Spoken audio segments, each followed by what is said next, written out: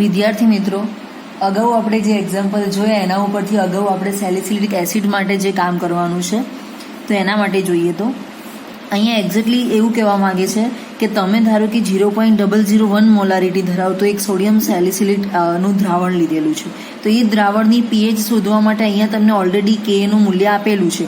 તો આ જે કે નું મૂલ્ય આપેલું છે લગભગ અહીંયા આપણને 1 ગુણ્યા 10⁻³ જેટલું આપેલું છે. તો ફરી એકવાર જોઈએ તો 0.001 મોલર સોડિયમ સેલિસિલેટ દ્રાવણ માટે આપણે પીએચની ગણતરી કરવાની છે. એના માટે આપણને અહીંયા કે નું મૂલ્ય 1 ગુણ્યા 10⁻³ જેટલું આપેલું છે. અહીંયા આપણને સોડિયમ સેલિસિલેટ દ્રાવણની પાણીની અંદર બનાવેલું એક સંયોજન છે, એની મદદથી અહીંયા આપણને સોડિયમ સેલિસિલેટનો એસિડ મળે છે અને એસિડની અંદર OH- જે છે રિમૂવ થાય છે. તો હવે આપણે એવું જોઈ શકીએ કે અહીંયા ધારો કે કેબીની ગણતરી આપણે જે કરવાની છે કેબી =KW/KA મળે છે. અહીંયા આપણને પાણીનો આયનીકરણનો ગુણાકાર જે છે લગભગ 1 ગુણ્યા 10⁻14 જેટલો મળે છે અને અહીંયા આપણો કે ઓલરેડી આપણને આપ્યો છે જે 1 ગુણ્યા 10⁻³ છે. આ જે ગુણોત્તર છે આપણને 1 ગુણ્યા 10⁻11 જેટલો મળે છે. તો એના ઉપરથી OHની જે ગણતરી છે એ આ પ્રમાણે 1 ગુણ્યા 10⁻7 જેટલી કરવામાં આવે છે. તો એના ઉપરથી POHની કેલ્ક્યુલેશન કરવા માટે લોગરિધમના નિયમ પ્રમાણે -log 1 ગુણ્યા 10⁻7 આપણને 7 મળે છે. તો એના ઉપરથી અહીંયા આપણને સોડિયમ સેલિસિલેટ એસિડની જે આપણે પીએચ શોધવાની છે એ લગભગ અહીંયા 7.0 જેટલી આપણને મળે છે. એ સિવાય અહીંયા આપણે વાત કરીએ તો કે 500 ml અહીંયા આપણને 3 નોર્મલ H2SO4 ધરાવતું દ્રાવણ આપેલું છે. તો એના માટે આપણને અહીંયા 6 નોર્મલ H2SO4 અને 3 નોર્મલ H2SO4 નું કદ આપણે કેટલું જોઈશે એના વિશે આપણે ગણતરી કરવાની છે. તો અહીંયા 3 નોર્મલ H2SO4 અને 6 નોર્મલ H2SO4 બંને આપેલા છે. તો એના માટે અહીંયા 500 ml 3 નોર્મલ H2SO4 ઓવરઓલ છે. તો એના ઉપરથી ધારો કે 3 નોર્મલ H2SO4 જે છે એના માટે અહીંયા આપણને XML કદ જોઈએ. એ કદ કેટલું છે આપણે શોધવાનું છે, આપણને ખબર નથી. તો અહીંયા આપણને 3 નોર્મલ H2SO4 માટે આપણે ધારી લઈએ કે XML કદ જોઈએ છે અને એના માટે આપણને 6 નોર્મલ H2SO4 માટે X/2 કદ આપણને જોઈએ છે. તો XML plus X/2 ml =50 ml અહીંયા આપણને મળે છે. તો 2x પ્લસ x =1000 ml જેટલું પ્રાપ્ત થાય છે. એના ઉપરથી અહીંયા આપણને 2x પ્લસ x 3x મળે છે. તો 3x =1000 ml આપણને મળે છે. એના ઉપરથી xની કેલ્ક્યુલેશન કરવા માટે 1000/3 આપણે કરીએ તો એના ઉપરથી આપણને 333 ml જેટલું 3 નોર્મલ H2SO4 માટેનું કદ મળે છે. એ જ રીતે આપણે 6 નોર્મલ H2SO4 માટેના કદની ગણતરી કરવી હોય તો અહીંયા આપણે પહેલાં જ લખી ચૂક્યા છીએ કે અહીંયા 500 ml ઓવરઓલ છે. તો એના ઉપરથી 500 - 333.33 મળે છે. તો =166.67 ml જેટલું કદ ઓવરઓલ જોઈશે એવું સાબિત કરી શકાય છે. તો અહીંયા શું કહે છે કે 166.67 ml 6 normal H2SO4 plus 333.33 ml 3 normal H2SO4 હોય તો ઓવરઓલ 500 ml 3 નોર્મલ H2SO4 નું દ્રાવણ વપરાવું જોઈએ. તો એનું કદ જે છે અહીંયા આપણને આ પ્રમાણે મેળવી શકાય છે. તો 6 નોર્મલ માટે આપણને કેટલું કદ મળે છે તો 166.67 અને 3 નોર્મલ માટે 333.33 જેટલું મળે છે.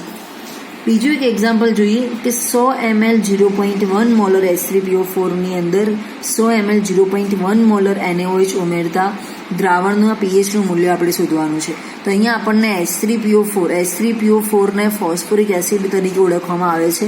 તો H3PO4 જે છે એની અંદર અહીંયા આપણને K1, K2 અને K3 ના અલગ અલગ 3 મૂલ્યો આપેલા છે.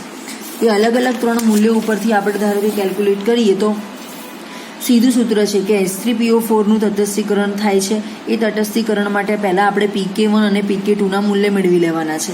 તો એની અંદર PK1 અને PK2 નો જે આપણને ગુણોત્તર આપેલો છે એના ઉપરથી આપણે લોગ લઈ અને 2.14 મૂલ્ય મળે છે. અહીંયા 7.21 મૂલ્ય મળે છે. તો pH =½ PK1 plus PK2 ½ 2.14 plus 7.21 ½ 9.35 મળે છે. તો 4.675 મૂલ્ય મળે છે આપણને. તો એના ઉપરથી એ પ્રમાણે ગણતરી. બીજા એક એક્ઝામ્પલ માટે કેલ્ક્યુલેશન આપણે અહીંયા પુટ ડાઉન કરીએ તો ઘણી વખતે તમને આ પ્રકારના એક્ઝામ્પલ પૂછાઈ શકે છે કે ધારો કે 0.5 ગ્રામ નમૂનાની અંદર Na2CO3 અને NaHCO3 એવા બે ઘટકો છે. બંને ઘટકોની અંદર એવું દ્રાવણ લીધેલું છે કે જેની અંદર મિથાઇલ રેડ સૂચક વાપરી અને 0.11 મોલર HCl સાથે અનુમાપન કરવામાં આવે છે. તો 38.0 ml HClના દ્રાવણની જરૂર પડી એવું કહી શકાય. ફરીથી 0.5 ગ્રામ નમૂનો લઈ અને તેનું દ્રાવણ બનાવી 10 ml 0.5 મોલર NaOHનું દ્રાવણ ઉમેર્યું. ત્યારબાદ વધુ પ્રમાણમાં BaCl2 ઉમેરી અને Ba2CO3નું અવક્ષેપન કરી એ જ દ્રાવણનું ફિનોપ્થેલિન સૂચક વાપરી અનુમાપન કરતા 17 ml 0.11 મોલર HClની જરૂર પડી. તો આપણે આ નમૂનાની અંદર Na2CO3 અને NaHCO3નું પ્રતિશત પ્રમાણ શોધવાનું છે. બે ઘટકો ઓલરેડી અંદર છે એવું આપણે પહેલેથી જ આપેલું છે. તો અહીંયા અંતિમ બિંદુ સુધી HClનું જે પ્રમાણ છે એ શોધવા માટે પહેલાં 2 ગુણ્યા Na2CO3નું પ્રમાણ લઈએ પ્લસ NaHCO3નું પ્રમાણ લઈએ. તે પ્રમાણ ઓલરેડી આપણને આપેલા છે. એનું મૂલ્ય અહીં લગભગ અહીંયા આપણને 41.8 જેટલું મળે છે, 4.18 જેટલું મળે છે. તો ઉલટ અનુમાપન દ્વારા NaHCO3નું પ્રમાણ એટલે કે ઉમેરેલા NaOHના મિલીમોલ અને વધારાના NaOH મિલીમોલ બંનેનો તફાવત લઈએ તો એ 3.13 જેટલો મળે છે. એ સિવાય ચોક્કસ Na2CO3ના મિલીમોલ એટલે કે 4.18 માઇનસ 3.13 ડિવાઇડેડ બાય 2 અને 0.5250 જેટલું મૂલ્ય મળે છે. એ સિવાય પર્સન્ટેજ ઓફ Na2CO3ની ગણતરી જો આપણે કરવી હોય તો એના માટે 0.5250 મિલીમોલ ઇન્ટુ 40.4 મિલીગ્રામ પ્રતિ મિલીમોલ ડિવાઇડેડ બાય 500 મિલીગ્રામ મળે છે ઇન્ટુ 100. તો આ જે પર્સન્ટેજ છે લગભગ આપણને 11.13 જેટલું મૂલ્ય મળે છે. એ સિવાય આપણે જોઈએ કે NaHCO3ના ચોક્કસ પર્સન્ટેજ. અહીંયા એક ખાસ ધ્યાન રાખજો કે આપણને Na2CO3 અને NaHCO3નું પ્રતિશત પ્રમાણ શોધવાનું કહ્યું છે. એટલે ફક્ત એના મિલીમોલ ગણી અને પછી ત્યાં ગણતરી પૂરી નથી થતી. આપણે પર્સન્ટેજ ઓફ Na2CO3 અને પર્સન્ટેજ ઓફ NaHCO3 શોધવાના છે. તો એ જ પ્રમાણે જેમ Na2CO3 માટે કેલ્ક્યુલેશન કરીએ એ જ રીતે NaHCO3 માટે કરીએ. 3.3 મિલીમોલ ગુણ્યા 84 મિલીગ્રામ પ્રતિ millimole divided by 500 milligram into 100 is equal to 52.59% જેટલું મૂલ્ય આપણને મળે છે. એ જ પ્રમાણે બીજું એક એક્ઝામ્પલ છે કે ધારો કે અહીંયા NaOH અને NaHCO3ના મિશ્રણને 500 ml પાણીના દ્રાવણમાં નાખી અને દ્રાવણ બનાવ્યું છે. એમાં 25 ml દ્રાવણનું 0.1202 મોલર HCl સાથે અનુમાપન કરવામાં આવ્યું ત્યારે ફિનોપ્થેલિન સૂચક વાપરતા 14.37 ml અને મિથાઇલ રેડ સાથે વાપરતા 38.52 ml અંતિમ બિંદુ મળ્યા. તો એ દરમિયાન 500 ml દ્રાવણમાં પદાર્થની સાંદ્રતા કેટલી હશે? તો અહીંયા આપણને NaOH અને NaHCO3નું મિશ્રણ આપેલું છે.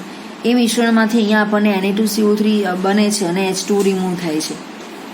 તો અહીંયા આપણે જોઈએ કે ધારો કે અહીંયા આ બંને મિશ્ર કર્યા હોવાની બાદ Na2CO3 અને Na2CO3 જ હશે બંનેની અંદર. આથી ફિનોપ્થેલિન અંતિમ બિંદુ સુધી પહોંચવા માટે HClનો જે જથ્થો છે એ Na2CO3નો હાજર જથ્થો જે છે અહીંયા આપણને આપેલું છે કે 14.37 ગુણ્યા 0.1202. તો ઓવરઓલ જથ્થો જે છે 1.127 મિલીમોલ જેટલો મળે. અને આ જે જથ્થો છે એ ફિનોપ્થેલિનથી મિથાઇલ રેડના અંતિમ બિંદુ સુધી HClનો જથ્થો આપણને આ પ્રમાણે મળે છે. તો શું કહે છે કે ધારો કે Na2CO3નો જે જથ્થો ઓવરઓલ આપણને આપ્યો છે એની અંદર 38.52 મિલીમોલ જેટલું જે મૂલ્ય છે તો એની અંદર લગભગ 14.37 ml છે. તો 38.52 ml માઇનસ 14.37 ml ગુણ્યા 1.202 જેટલું મૂલ્ય મળે છે. તો એની અંદરથી આપણને 2.903 માઇનસ 1.127 મૂલ્ય મળે છે. તો અહીંયા NaHCO3 માટેનો જે જથ્થો આપણે શોધ્યો એના ઉપરથી સાંદ્રતા ઓફ Na2CO3 અને સાંદ્રતા ઓફ NaHCO3ની ગણતરી આપણે કરીએ તો અહીંયા Na2CO3 is equal to 1.727 mole divided by 2.5 મળે છે. 0.06908 મોલર મળે છે. એ જ રીતે NaHCO3 માટેની કેલ્ક્યુલેશન આપણે કરવી હોય તો 1.176 મોલ ડિવાઇડેડ બાય 2.5 મોલ મળે છે અને ઇઝ ઇક્વલ ટુ 0.04704 મોલ જેટલું મૂલ્ય મળે છે. એ જ રીતે અહીંયા આપણને સૂચક અને રંગના ફેરફાર માટેની ગણતરી આપેલી છે. તો એના ઉપરથી આપણે ધારો કે કેલ્ક્યુલેશન કરવી હોય તો 0.1 મોલર ધારો કે એસિટિક એસિડના મૂલ્ય છે તો એની અંદર Ka ઇઝ ઇક્વલ ટુ 1.78 ગુણ્યા 10⁵ છે. 10 મિલીનું 0.1 મોલર NaOH વડે અનુમાપન કરતાં NaOHના 10 મિલીની જરૂર પડી. તો નીચેના પૈકી કયા સૂચકનો આપણે ઉપયોગ કરીશું? તો સૂચક જે છે મિથાઇલ ઓરેન્જ અહીંયા આપણને એના રંગ ફેરફારની પ્રાયોગિક સીમા પણ આપેલી છે. તો એ સીમા લગભગ 3.4 થી લઈ અને 4.4 સુધીની છે. તો મિથાઇલ રેડ માટે 4.2 થી લઈ અને 6.3ની છે. ફિનોલ રેટ માટેનું મૂલ્ય આપણને લગભગ 6.8થી લઈને 8.4નું આપેલું છે. ફિનોલ્ફથેલિન માટે લગભગ 8.3થી લઈ અને 10.0નું આપેલું છે. તો આ જે ફેરફાર આપ્યો છે એની અંદર આપણે કયા સૂચકનો ઉપયોગ કરી શકીશું, ચોક્કસ કયા ફેરફારવાળાનું મૂલ્ય અહીંયા આપણે લઈ શકીશું. તો અહીંયા ધારો કે K ઇઝ ઇક્વલ ટુ 1.78 10⁻⁵ છે. તો પીકેનું મૂલ્ય આપણને 4.75 મળે છે. તો ઉત્પન્ન થતા ક્ષારની સાંદ્રતા જે છે એ 10 × 0.1 ડિવાઇડેડ બાય 20 મળે છે. એના ઉપરથી 5 × 10⁻2 મોલર મળે છે. તો અહીંયા PC ઇઝ ઇક્વલ ટુ 1.3 મળે છે અને PH is equal two 1/2 PKW plus PKA minus PC મળે છે. ઇઝ ઇક્વલ ટુ 1/2 14 + 4.75 -1.3 મળે છે. ઇઝ ઇક્વલ ટુ 8.72 મળે છે. તો અહીંયા પીએચનું જે મૂલ્ય છે એ લગભગ 8.72 મળ્યું આપણને. તો એની ઉપરથી આપણે એવું કહી શકીએ કે આપણે જે પીએચની કેલ્ક્યુલેશન કરી અહીંયા આપણને પીએચ 8.7 મળે છે. તો અહીંયા આપણને જે કોષ્ટકની અંદર જેટલા રંગ ફેરફારની પ્રાયોગિક સીમા આપેલી છે એમાંથી કયા સૂચકની અંદર 8.7 આવે છે, તો અહીંયા ફિનોલ્ફથેલિન સૂચકનો ઉપયોગ કરી શકાય, કારણ કે ફિનોલ્ફથેલિન સૂચકની અંદર રંગ પરિવર્તન 8.3 થી 10 pHની વચ્ચે થાય છે. તો આપણને અહીંયા આ પ્રકારના ટાઇટ્રેશન માટે ફિનોલ્ફથેલિનનો ઉપયોગ કરવો સૌથી વધારે અનિવાર્ય રહેશે. તેનો મતલબ એવો છે કે 0.1 મોલર એસિટિક એસિડનું 10 ml 0.1 મોલર NaOH જોડે અનુમાપન કરવું હોય તો કમ્પલસરી આપણે ફિનોલ્ફથેલિન જ વાપરવો પડે.